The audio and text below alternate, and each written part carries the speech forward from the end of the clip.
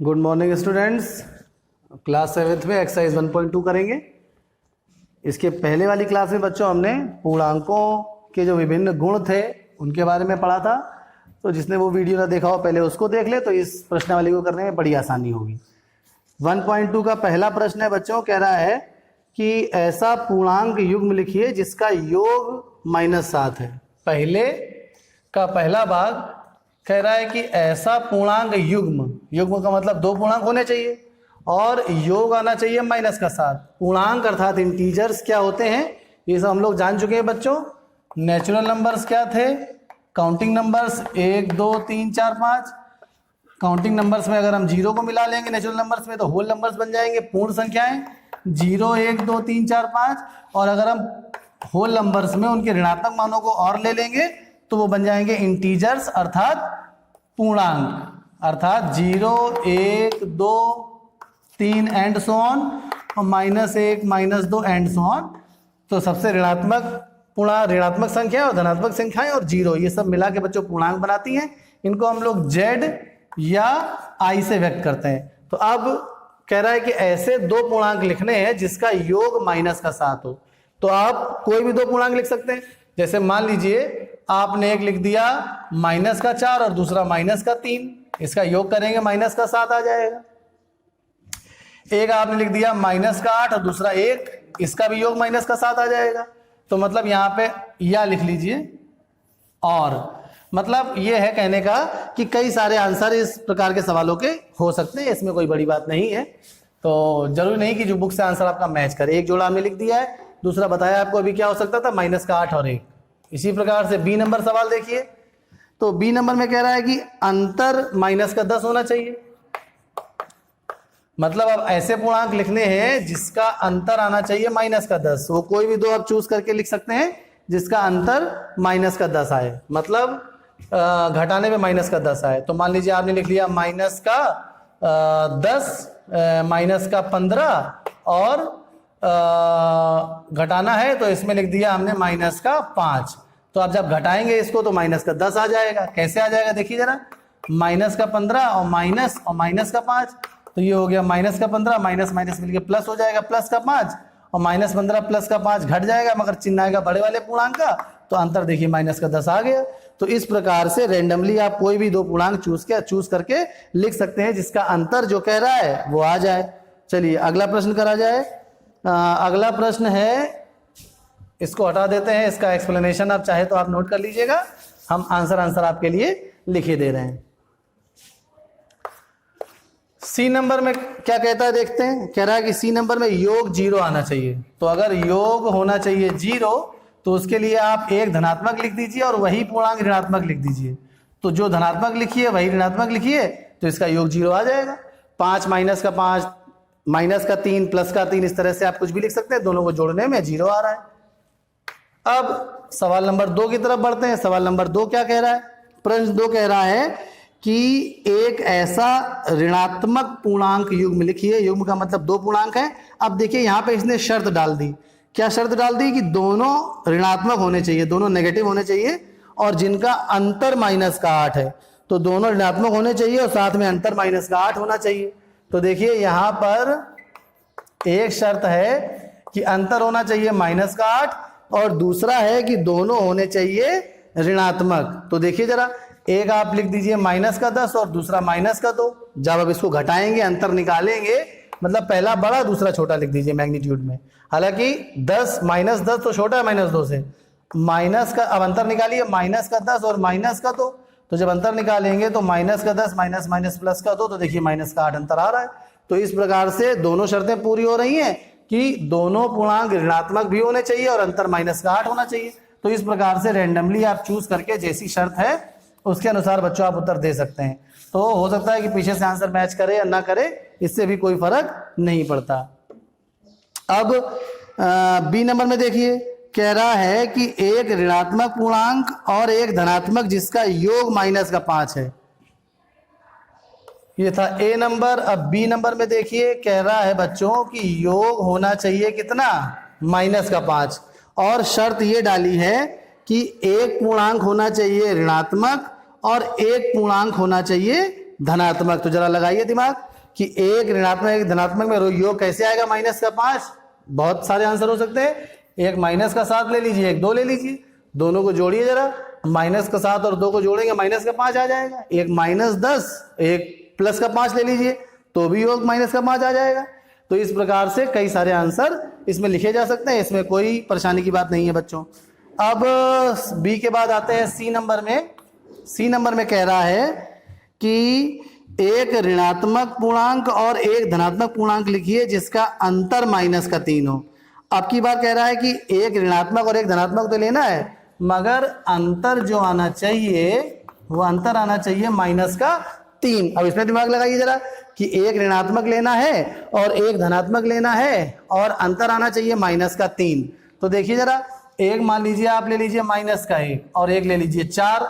तो अब जब इसको घटाएंगे अंतर निकालेंगे तो -3 आएगा? नहीं आएगा। देखिए अंतर क्या आना चाहिए? -3। तो आप 1 2 ले लीजिए जरा, तो -1 और फिर जब अंतर निकालेंगे -2 तो -1 और -2 हो जाएगा -3। तो इस प्रकार से कोई भी युग्म आप अपने मन से सोच के इन प्रश्नों के उत्तर दे सकते हैं। चलिए बढ़ते हैं आगे प्रश्न की तरफ। ये डस्टर कहाँ चला गया है, दिख ही नहीं रहा। चलिए इसी डस्टर से काम चलाया जाए। वो ये मिल गया, नीचे रखा है। आगे बढ़ते हैं। अब सवाल नंबर 3 पे आ जाते हैं कि देखते हैं भाई तीसरा नंबर सवाल क्या कह रहा है।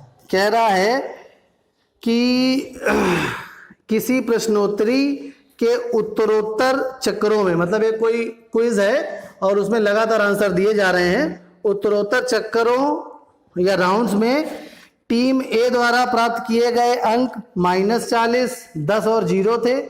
टीम बी द्वारा प्राप्त किए गए अंक 10, 0 और -40 थे। किस टीम ने अधिक अंक प्राप्त किए? क्या हम कह सकते हैं कि पूर्णांकों को किसी भी क्रम में जोड़ा जा सकता है? हाँ, जोड़ा तो जा सकता है किसी भी क्रम में। तो अब देखते हैं जरा इसको। और उस प्रॉपर्टी का नाम जिन्होंने बताया था एसोसिएटिव प्रॉपर्टी, पिछले वाले वीडियो में ये सब बताया गया है, आप देख लीजिएगा।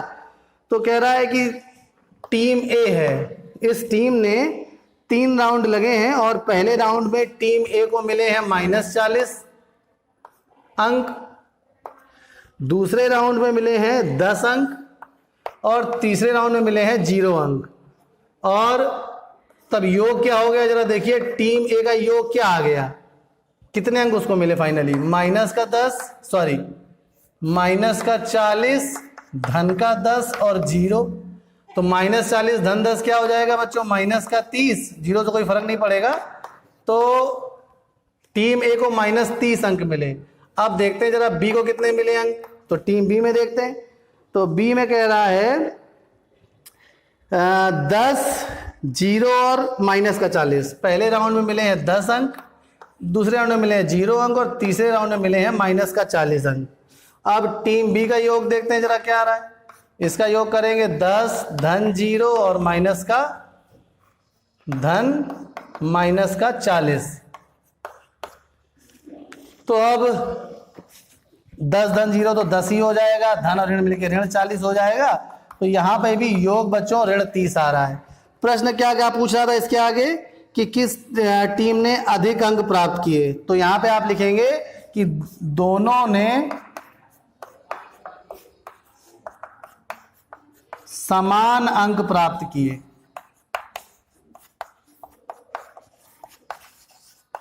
दोनों टीमों ने बच्चों यहां पर समान अंक प्राप्त किए हैं। उसके बाद कह रहा है कि हम कह सकते हैं कि पूर्णांकों को किसी भी क्रम में जोड़ा जा सकता है। देखिए जोड़ा ही गया है अलग अलग क्रमों में, तो इसके लिख देंगे हाँ, और ये एसोसिएटिव प्रॉपर्टी है। चलिए अब प्रश्न संख्या 4 है, अंतिम प्रश्न पे आते हैं। चौथा प्रश्न वो क्या है, इसमें बच्चों कह रहा है कि रिक्त स्थानों की पूर्ति कर दीजिए। तो यहां पर लिखा हुआ है पहले भाग में -5 धन -8 बराबर, अब जगह कम है तो नीचे लिख दे रहे हैं -8 और धन खाली स्थान। तो हम ये जानते हैं बच्चों कि जो एडिशन है वो कम्यूटेटिव होता है, क्रम विनिमय नियम का पालन करता है पूर्णांकों का योग। तो अगर बराबर के एक तरफ लिखा है -5 और -8 योग के साथ, तो दूसरी तरफ क्या आएगा -8 और यहां पे आ जाएगा रिक्त स्थान -5। बस बन गया काम आपका, क्योंकि आप इसका रीजन भी लिख सकते हैं क्योंकि पूर्णांकों का योग कम्यूटेटिव होता है, अर्थात क्रम विनिमय नियम का पालन करता है। इस आधार पर हम ये कह सकते हैं। दूसरा भाग देखिए जरा, कह रहा है कि -53 और धन खाली स्थान और बराबर -53। तो इसमें खाली स्थान क्या आ जाएगा बच्चों? शून्य आ जाएगा, क्योंकि शून्य को हम पूर्णांकों के लिए योग का तत्समक अवयव कहते हैं। शून्य को जोड़ने से किसी पूर्णांक के योगफल में कोई फर्क नहीं पड़ता, इसलिए इसका उत्तर 0 आ गया। उसके बाद तीसरा नंबर अब कह रहा है 17 धन खाली स्थान बराबर 0। तो अब यहां पे बच्चों हम क्या लिखेंगे? एडिटिव इनवर्स लिखेंगे। इसका योज्य का तत्समक अवयव लिख देंगे, तो ये हो जाएगा एडिटिव इनवर्स -17। 17 में ऋण का 17 जोड़ देंगे, 0 आ जाएगा। ये तीसरे का उत्तर हो गया। अब चौथे में आ जाते हैं। चौथा कह रहा है 13 धन -12, एक ब्रैकेट में धन फिर डैश डैश डैश और बराबर 13 धन, हम नीचे लिख दे रहे हैं, शायद जगह कम पड़ रही हो, नीचे लिख देते हैं बराबर के बाद वाला।